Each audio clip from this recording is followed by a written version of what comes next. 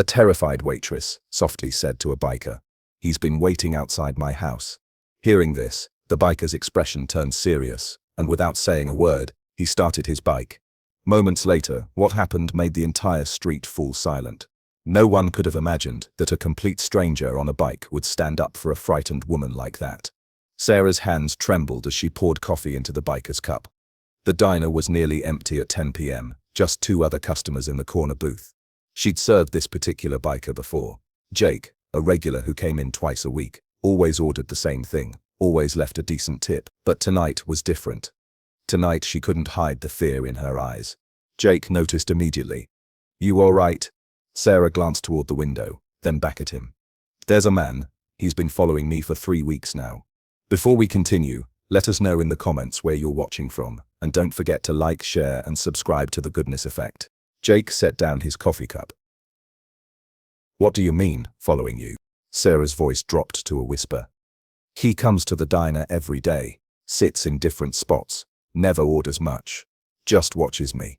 Then he shows up at the grocery store when I'm shopping, at the gas station. Yesterday I saw him sitting in a car across from my apartment building. Did you call the police?" 3 times. Sarah wiped down the counter, though it was already clean. "They said without a direct threat, there's nothing they can do. He hasn't approached me, hasn't said anything threatening. Just watch it." Jake looked out the window. The street was dark, except for a few streetlights. "Is he out there now?" Sarah nodded, her face pale. "The blue sedan, 2 blocks down. He's been there since my shift started at 4. Jake stood up and walked to the window. Sure enough, a blue sedan sat under a broken streetlight, just visible in the shadows. Someone was in the driver's seat. "How long until you're off?" 30 minutes. Jake returned to his seat.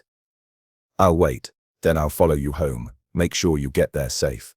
Sarah's eyes filled with tears. "You don't have to. I'm not asking." Jake's voice was firm but kind. "Finish your shift. I'll be right here." Sarah worked quickly, cleaning tables and refilling salt shakers.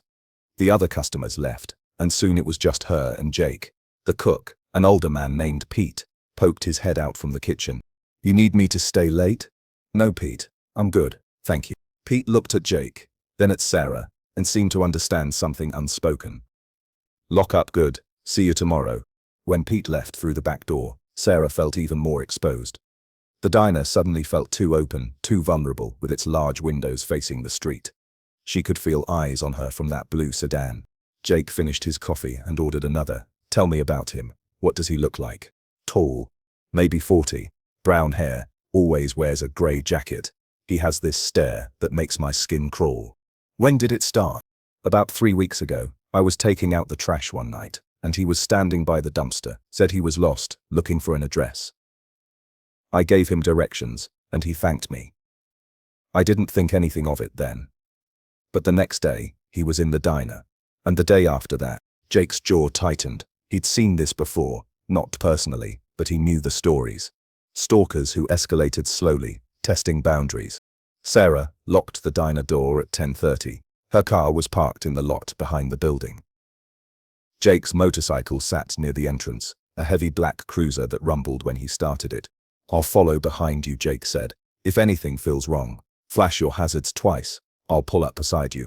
Sarah got into her old Honda, her hands shaking so badly she could barely get the key in the ignition. She checked all her mirrors, saw Jake behind her on his bike, and pulled out onto the main road. The blue sedan followed. Sarah's breathing quickened. In her rearview mirror she could see the sedan maintaining distance. 3 cars back, Jake had noticed too. He positioned himself between Sarah's car and the stalker. The drive to her apartment normally took 12 minutes. Tonight it felt like an hour. Every red light made her panic, afraid the sedan would pull up beside her. But Jake stayed close, his presence somehow reassuring despite her terror. When she turned onto her street, the sedan turned too. Sarah pulled into her apartment complex parking lot. Jake followed her in. The sedan slowed at the entrance but didn't enter. Instead, it parked on the street outside, right where it had a clear view of the building entrance. Sarah parked and got out.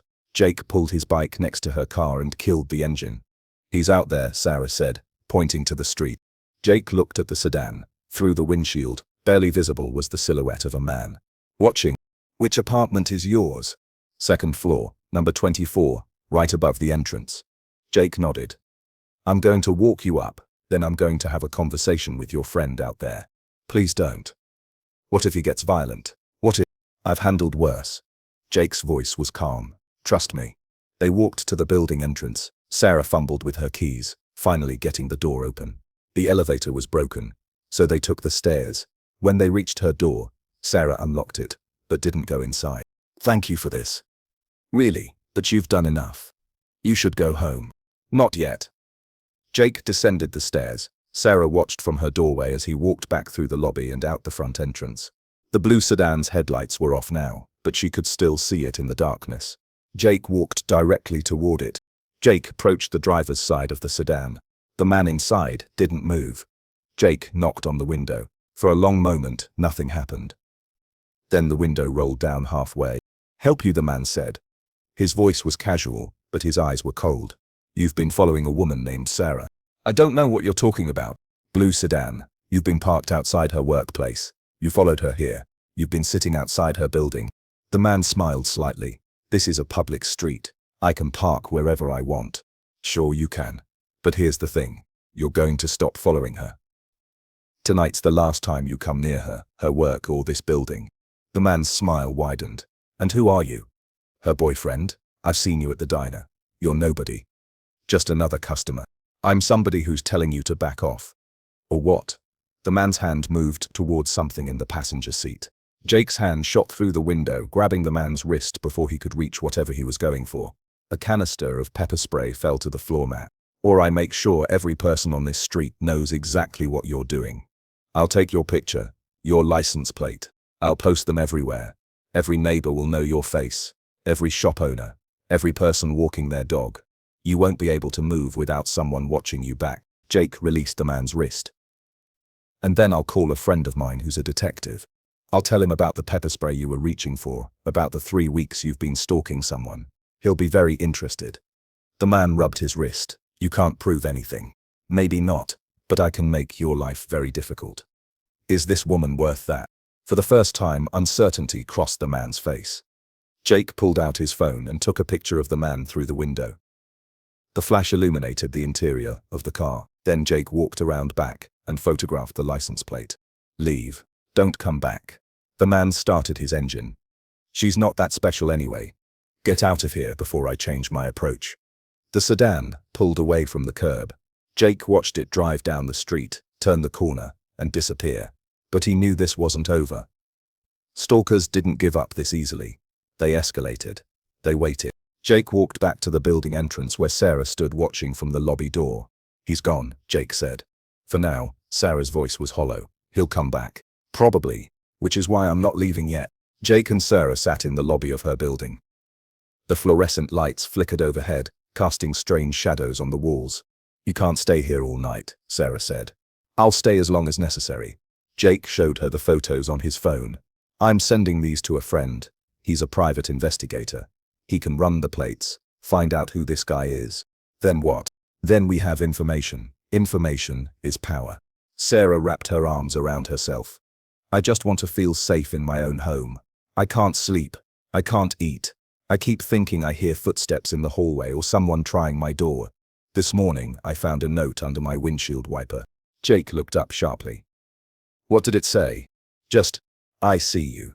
That's all. 2 words. Do you still have it? Sarah shook her head.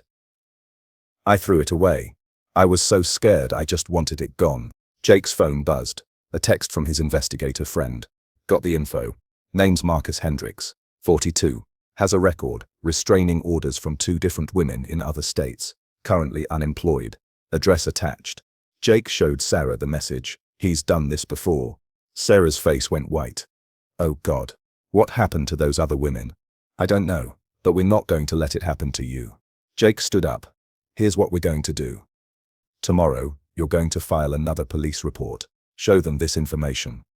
Show them the pattern. Get a restraining order. You said yourself that doesn't always work. No, it doesn't, but it creates a paper trail.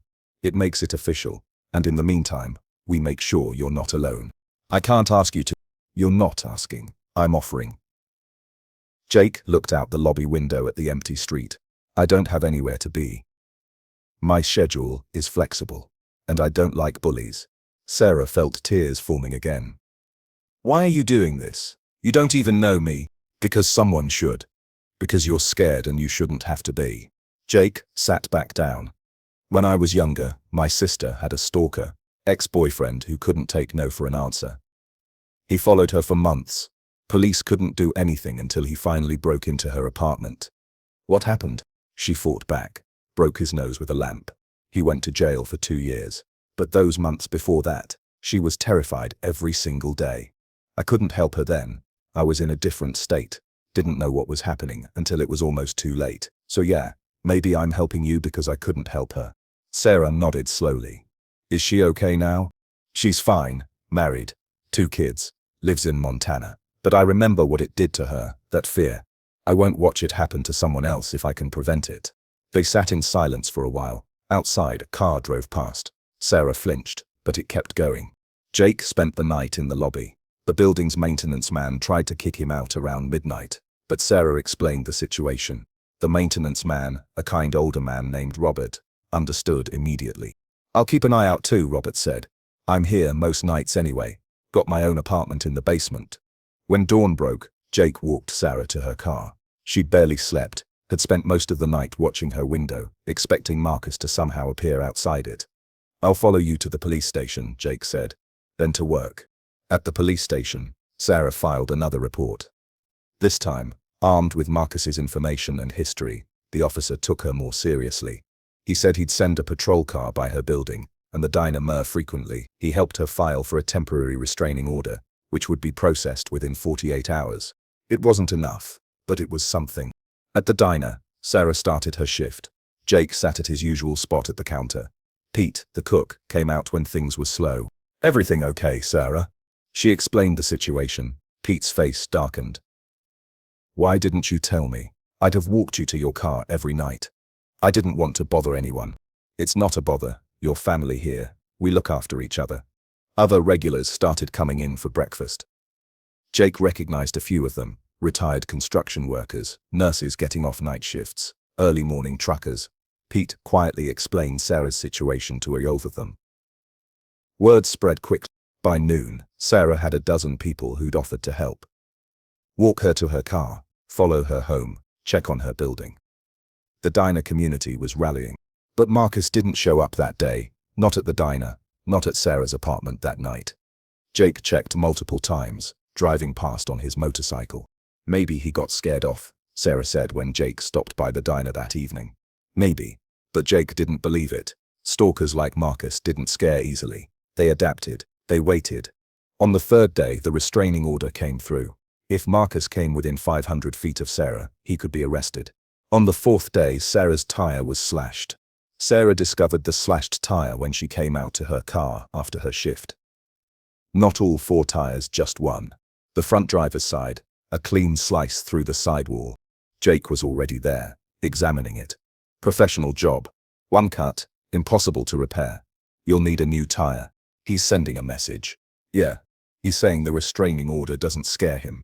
Sarah looked around the parking lot. He was here. Maybe just minutes ago. Pete came out of the diner. I'm calling the police. When the officers arrived, they took a report. Documented the damage. But they said what Jake and Sarah already knew. Unless they caught Marcus in the act, there was little they could do. They dusted for fingerprints but found none. Jake arranged for a tow truck to take Sarah's car to a nearby garage. They'll fix it tomorrow. Tonight, I'll drive you home. On your motorcycle? You ever ridden one before? Sarah shook her head. It's safe, I promise. The ride back was different than Sarah expected. The vibration of the engine, the wind, the way Jake navigated through traffic with easy confidence, it was almost calming. For those 12 minutes, she wasn't thinking about Marcus. When they arrived at her building, Jake walked her up to her apartment. He checked every room, every closet, under the bed, behind the shower curtain. All clear. Lock your door, chain and deadbolt both. Don't open it for anyone except people you trust completely. What if he comes? He won't, not tonight. He's made his move. Now he'll wait to see how you react. But Jake was wrong. At 2 a.m., Sarah woke to the sound of someone trying her doorknob. Slowly, quietly, testing to see if it was locked, she lay frozen in bed, phone clutched in a hand. The doorknob stopped moving, then came a soft knock.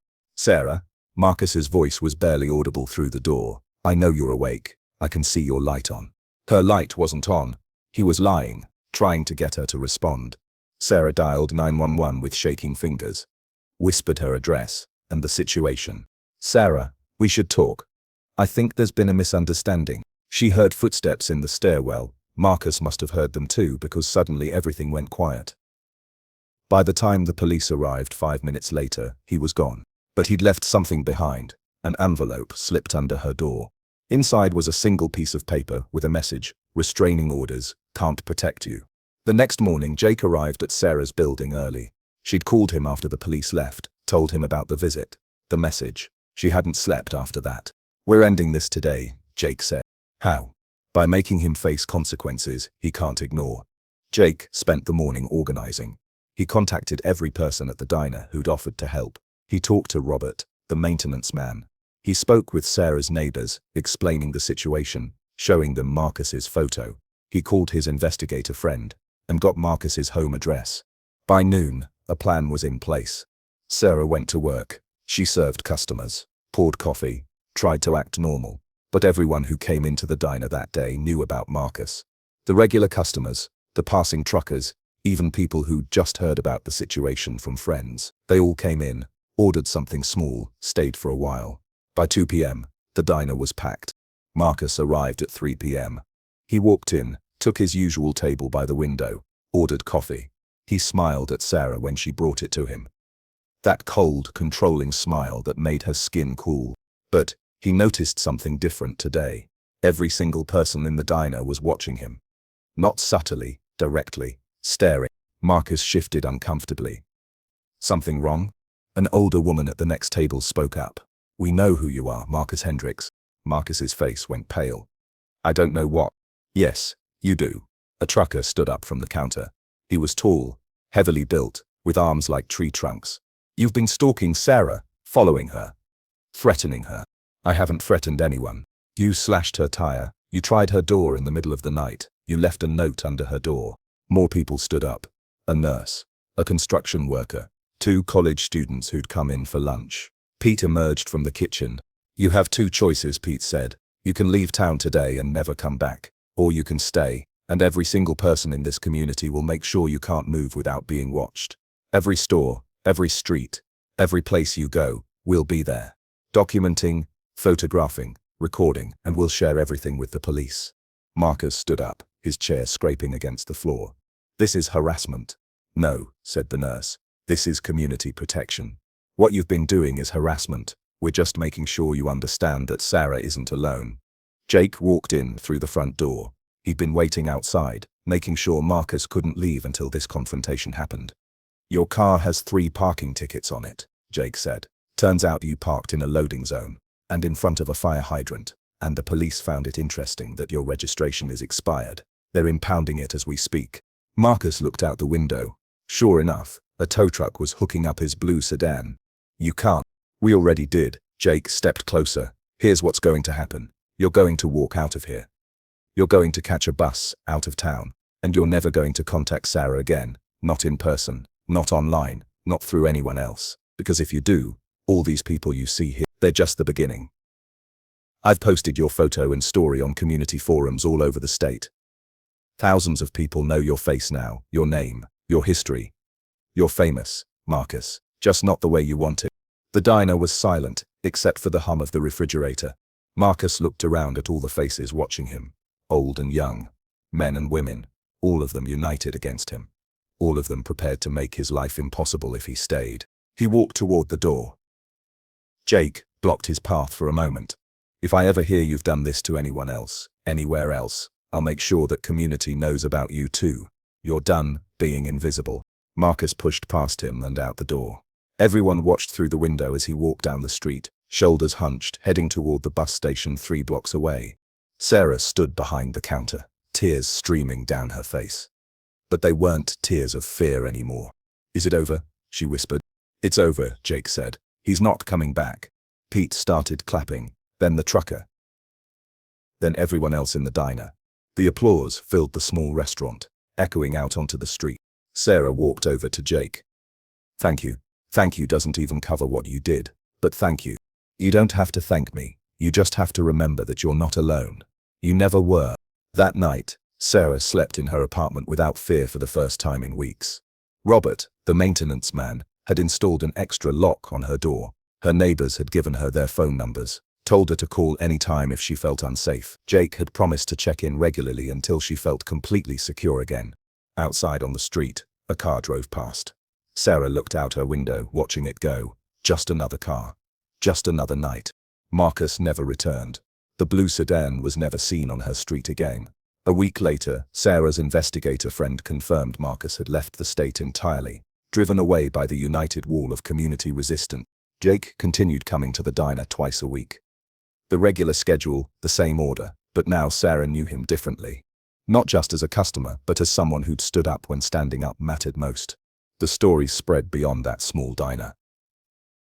Other communities heard about what happened, how a group of strangers became protectors simply by refusing to look away, how one person's decision to help sparked a movement that made an entire neighborhood safer. Sarah framed the newspaper article that came out about the incident.